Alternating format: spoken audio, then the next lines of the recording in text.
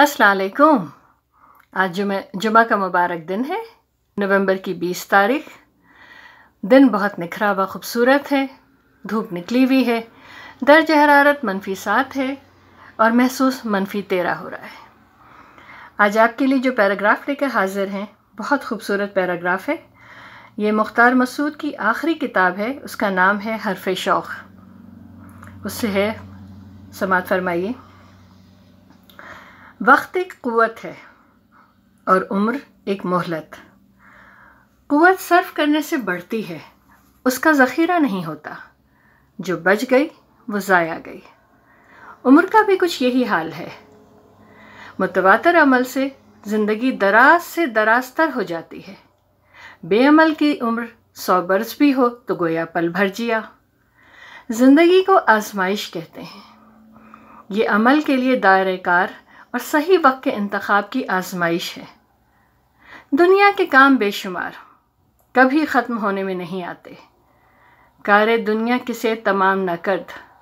हर शख्स को ये तय करना होता है कि वह अपनी ज़िंदगी में कौन सा काम करेगा और कैसे कैसे लातादाद अच्छे काम छोड़ देगा।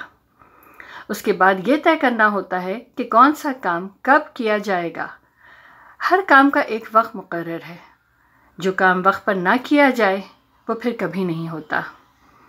हर दिन के ढलने के साथ किसी न किसी काम का मौका हाथ से हमेशा के लिए निकल जाता है।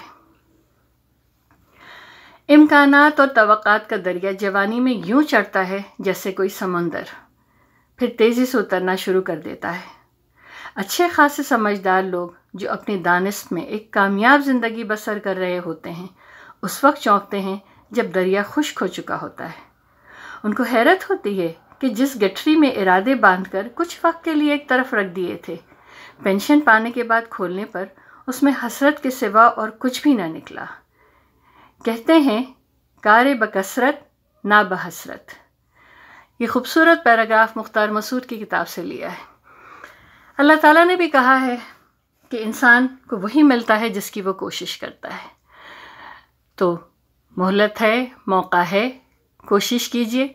अगले पल का कोई भरोसा नहीं है, लिहाजा कोई कार्य नामुकम्मल, कोई बात कहने वाली, कह दीजिए, कर लीजिए, मौका है। खुश रहिए, खुश रखिए। अल्लाह हाफ़िज़।